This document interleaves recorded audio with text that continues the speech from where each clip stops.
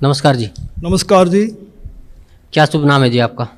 मेरा नाम महेंद्र दास है। गांव धनाना, जिला सोनीपत, हरियाणा का रहने वाला हूं और मैं संत रामपाल जी का छोटा भाई हूं नाते में। संत रामपाल जी महाराज की शरण में आने से पहले आप कौन सी भक्ति करते थे? वैसे तो भक्ति की रुचि बचपन से ही थी। फिर महाराज जी का बचपन से ही साथ मिलने से हनुमान जी की भक्ति, भगवान शिव के व्रत रखना, शिवलिंग पे जल चढ़ाना, वह भगवान विष्णु जी को विशेष रूप से मानता था, भगवान श्री कृष्ण जी को। जो आम हिंदू लोग करते हैं वही भक्ति हम करते थे। फिर मैं नौकरी लग गया, गुरु जी संत रामपाल जी से मैं दूर हो गया।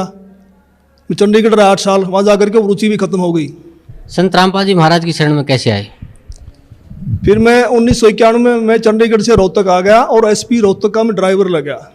मेरी पुलिस डिपार्टमेंट में नौकरी थी और महाराज जी पहले सिरसा वगैरह में पोस्टेड थे, जूनियर इंजीनियर की। और गुरुजी फिर रोहतक में पोस्टेड हो गए। गुरुजी, और फिर मिलना जुलना शुरू हो गया। और गुरुजी लंच टाइम में मेरे पास रोजाना आते थे, लगभग 4 महीने लगातार आए और सत्संग की, भक्ति की बातें बताने लगे कि भक्ति करनी चाहिए, भक्ति से दुख दूर होते हैं, सुख मिलता है, मोक्ष मिलता है। लेकिन मेरी रुचि विशेष नहीं थी और मैं महाराज जी को मना भी नहीं कर सकता था, मेरे पास क्यों आए, क्यों, बड़े भाई साहब थे। तो मैं अंदर से दुखी बहुत था कि रात को ड्यूटी करते हैं, दिन में ये आगे बैठ जाते हैं। लेकिन एक दिन मैंने कह ही दिया कि भक्ति में कुछ नहीं रखा, काम करो और बच्चों का पालन पोषण करो, इससे बड़ी कोई भक्ति नहीं है। फिर गुरु जी ने धीरे धीरे आना बंद कर दिया। फिर मेरे जीवन में एक ऐसी घटना घटी, 1992 की बात है, कि मैं एक DIG को लेकर के मधुबन गया हुआ था, पुलिस ट्रेनिंग सेंटर के अंदर। रात को वहाँ ठहरे, मैं सुबह सोकर उठा तो मैंने देखा, मैं चारपाई पर लेटा हुआ, मेरी आंखें खुल गई। तो लेटे लेटे मैं क्या देख रहा हूँ कि मेरे पैरों की तरफ उस मकान यानी कमरे में 2 खिड़कियाँ थी। एक खिड़की में महाराज जी कम से कम 8-10 फीट ऊपर आसमान में बैठे हैं। वो सीन मुझे आज तक याद है। काले रंग के चश्मे लगा रखे थे, लाइनिंग वाला शर्ट, काली पैंट, और ऐसे बैठे हैं जैसे पद्म आसन होता है, हाथ जोड़कर। तो संत रामपाल जी की तरफ 2 पैर दिखाई दे रहे हैं, घुटने से नीचे बिल्कुल लाल रंग के, जैसे सूर्य सुबह निकलता है। तो मैं देख कर डर गया। मैंने अपनी घड़ी देखी, द्वार पे एक घड़ी लगी हुई थी, उसको देखा भी 7 बज गए। दूसरी खिड़की से देखा तो शहतूत का पेड़ है, चिड़िया बैठी हैं। लेकिन मैं ये सीन क्या देख रहा हूँ, कम से कम 5 मिनट मैंने सीन को देखा। तो मैं डर गया कि मैंने समझा कि भी कहीं गुरुजी मर गए हैं, उनकी आत्मा मुझे मिलने के लिए आ रही है। और उस समय फ़ोन भी नहीं थे, मैं DIG को बोल भी नहीं सकता था कि मेरा भाई मर गए हैं। तो मैं बहुत चिंतित हो गया। हम 1 बजे मधुबन से रोहतक के लिए चले, हम लोग 3 बजे वहाँ पहुँच गए। मैं गाड़ी खड़ी करके सीधा मकान पे गया, गुरुजी के मकान के ऊपर। तो जाके मैंने देखा गुरुजी ठीक ठाक मिले, मन में शांति हुई। तो गुरुजी ने पूछा भी कैसे आना हुआ आज दिन में, कैसे टाइम मिल गया। तो मैंने घटना के बारे में बताया। मैंने कहा जी मैंने तो ऐसे एक घटना देखी सुबह सुबह, मैं डर गया कहीं आप मर ना गए हो। तो महाराज जी ने कहा कि मेरे स्वरूप में कबीर परमेश्वर आए थे और अब आपको भक्ति मिल जाएगी। तो मैंने कहा जी मैं तो ड्रिंक्स वगैरह कर लेता हूँ, वो छूटती नहीं, भक्ति कैसे करूँगा। तो गुरुजी ने कहा जा आज के बाद नहीं पिएगा। तो उनके एक शब्द से ऐसी दीवार खड़ी हो गई कि आज 1992 की बात है, आज 2013 हो गया, यानी लगभग 21 वर्ष हो गए। वो आज तक मैंने शराब को छुआ तक नहीं है। तो उसके बाद गुरुजी ने अपने गुरुजी से मुझे नाम दिलवाया, संत राम देवानंद जी महाराज से। उस समय गुरुजी को आज्ञा नहीं थी नाम की। मैं भक्ति में ज़रूर लगा क्योंकि महाराज जी बताते थे कबीर साहब पूर्ण परमात्मा हैं, इनसे सबसे ऊपर हैं। तो मैंने उनको उदाहरण दिया कि पुलिस में तो ऐसे होता है, उसमें पुलिस वाले बहुत नाजायज़ किया करते। कोई कहता मैं फलां का सिपारसी हूँ, उसको पकड़ लिया तो उसकी कुटाई कर देते थे, फ़ोन आता छोड़ देते, हमें नहीं पता जी आपका था। कहीं ऐसा ना हो कि ये निचले देव देवता हमें कूट दें और जब तो कबीर साहब ऊपर से आएँ। लेकिन मैं लगा जरूर रहा, लेकिन विशेष विश्वास नहीं था भी कबीर साहब पूर्ण परमात्मा है। तो महाराज जी ने कहा कि आप ये नाम जपते रहो, इन नाम से आपका विश्वास हो जाएगा। तो फिर 1994 में गुरुजी को आज्ञा होगी नाम की, फिर महाराज जी ने दोबारा से हमारे को नाम दिए, फिर सार नाम दिया, मैं भक्ति में लगा रहा। लेकिन कबीर साहब के बारे में मैं पूछता था कि वेदों में दिखाओ, गीता जी में दिखाओ, तो महाराज जी कहते समय आने तो सब कुछ दिखाऊंगा मैं, अब ये करते रहो। तो फिर ऐसी घटना घटी कि एक दिन मैं सोया हुआ था और मेरी आत्मा निकल के ऊपर ब्रह्मांड में चली गई, बहुत ऊंचाई पर। वहाँ विष्णु भगवान खड़े हैं श्री कृष्ण जी के रूप में, उनके सिर पर ऐसे मोर का चंदा है, मोर मुकुट है, और मेरे से कह रहे हैं कि जिस भक्ति पे आप लगे हो ये भक्ति बड़ी कठिन है, ये मार्ग बड़ा कठिन है, अगर इतना आसान होता तो सभी यहाँ से निकल जाते। और एक बात का ख्याल रखना, मेरे भक्तों को मत तोड़ना। जैसे मेरी आत्मा, मेरा सूक्ष्म शरीर मेरे शरीर में आया तो मेरी आँख खोली तो मेरा सारा शरीर पसीने से भीगा हुआ था, और मैं बिल्कुल सर्दी का महीना था, मैंने कपड़े चेंज किए पसीना पोंछकर, और मैं सुबह उठ करके अपनी ड्यूटी पे आया तो महाराज जी से मुलाकात हुई। मैंने महाराज जी को बताया कि ऐसे ऐसे घटना घटी रात को। तो महाराज जी ने कहा कि आपको विश्वास नहीं हो रहा था कबीर साहब के बारे में, और आप कृष्ण जी को ज़्यादा मानते थे, इसीलिए कृष्ण जी के मुख से ही आपसे कहलवा दिया गया है कि ऊपर और शक्ति है और रास्ता है।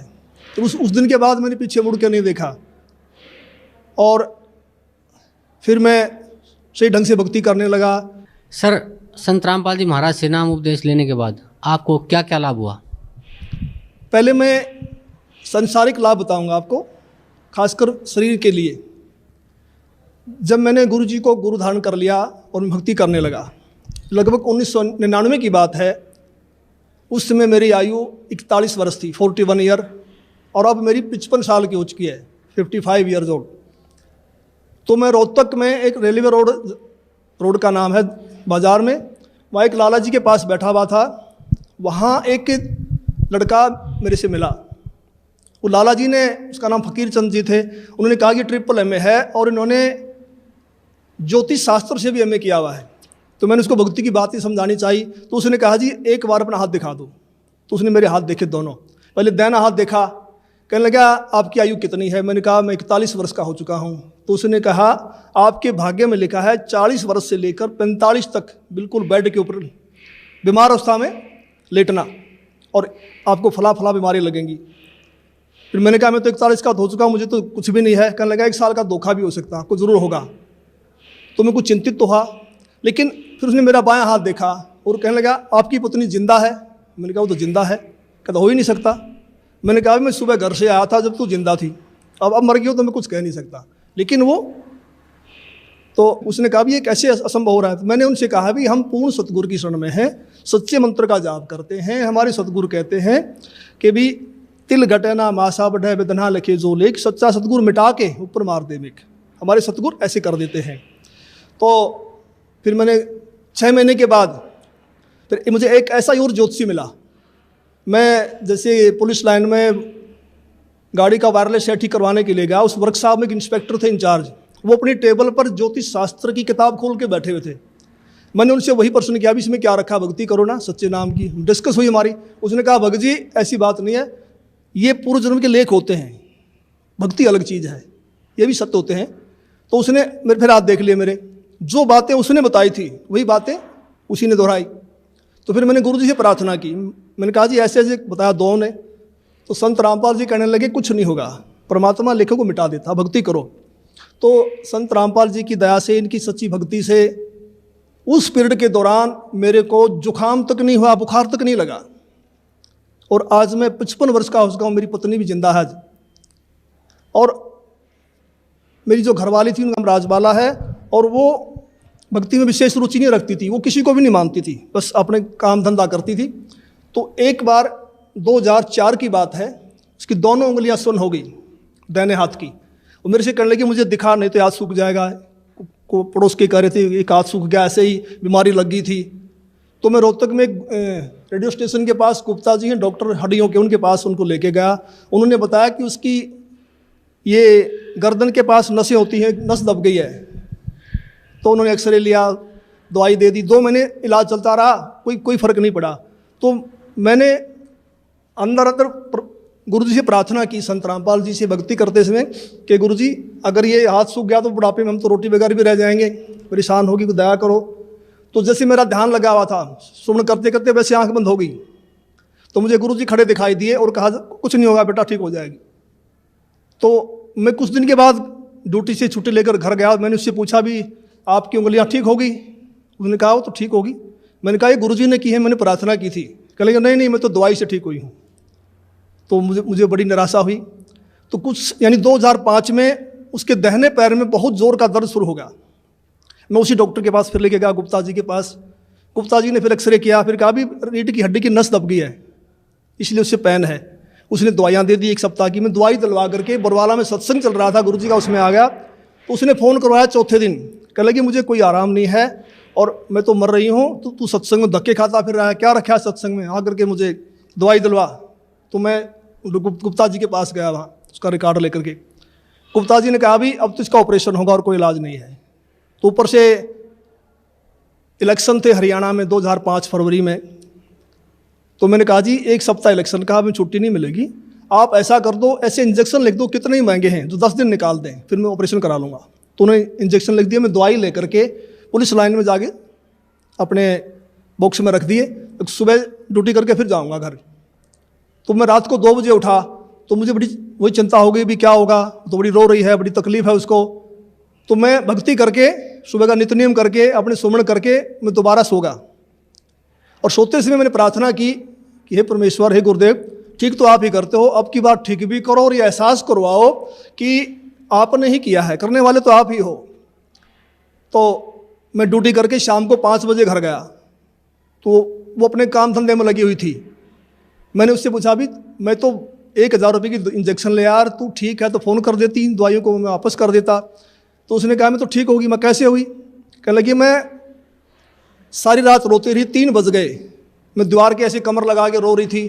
तो मुझे गुरुजी दिखाई दिए, मेरी आंख बंद हुई कुछ सेकंड के लिए। तो गुरुजी ने ऐसे हाथ किया, ठीक हो जाएगी बेटी, कोई बात नहीं। कहता उसी समय मेरा रोग बिल्कुल ख़त्म हो गया। तो फिर मैंने कहा आप तो भक्ति करेगी ना? कहने लगी हाँ अब करूँगी। तो आज तक उसको दर्द दोबारा नहीं हुआ है। और अनेक गुरुजी ने हमें सुख दिए। सबसे बड़ा तो मानसिक सुख होता है, मानसिक शांति, वो हमारे को संपूर्ण रूप से मिली हुई है। एक दिन संत रामपाल जी करनाल के अंदर एक भगत के घर गए हुए थे और सतगुरु जी ने 3.5 घंटे के लगभग सत्संग किया। जब चलने लगे तो एक औरत ने, जो काफ़ी बुजुर्ग थी, कोई 65 साल के करीब उनकी उम्र रही होगी, उन्होंने कहा कि जी मैं आपसे कुछ बात करना चाहती हूँ। तो गुरुजी ने कहा ठीक है पूछो। तो उसने कहा जी आपने जैसे सत्संग समाप्त किया तो आपके ऊपर से कमल के फूल पर बैठा हुआ सफ़ेद परमात्मा निकल के गया है, मानव सदर्श, और मैं कमल की पंखड़ी को बहुत दूर तक देखते रही ऐसे। तो संत रामपाल जी ने कहा फिर आपकी क्या सलाह है नाम लेने की? तो उसने कहा मैंने तो गुरु बनाया हुआ है राधा स्वामी व्यास से, और मैं तो मंदिरों में भी जाती हूँ, देवताओं की पूजा भी करती हूँ। तो महाराज जी ने कहा देखो उनके फूटे भाग, ये सच्चाई को देखकर भी नहीं मान रही हैं। तो फिर हम चल पड़े। उस समय गुरुजी के पास सुमो गाड़ी होती थी, हम दिल्ली साइड में जा रहे थे। मैंने महाराज जी से प्रश्न किया कि महाराज जी परमात्मा का भी अजीब खेल है, जो ढूंढ रहे हैं उनको दर्शन नहीं दे रहे, और जिनको दर्शन दे दिए, जो इनको प्रकट होके बता गए, वे इसको मान नहीं रहे कि परमात्मा की क्या लीला है। तो महाराज जी ने कहा ये बुद्धि से परे का विषय है और इसको आप नहीं समझ पाएंगे। फिर मैंने कहा जी बताओ, दया करो। संत रामपाल जी ने बताया कि ये औरत 600 वर्ष पहले जब कबीर परमेश्वर आए थे उनकी शिष्या थी। इन्होंने लगभग 5-6 महीने भक्ति की, फिर इन्होंने नाम छोड़ दिए। उसी प्रथम मंत्र के प्रभाव से इसको मानव श्री मिलते आ रहे हैं, भक्ति में रुचि है।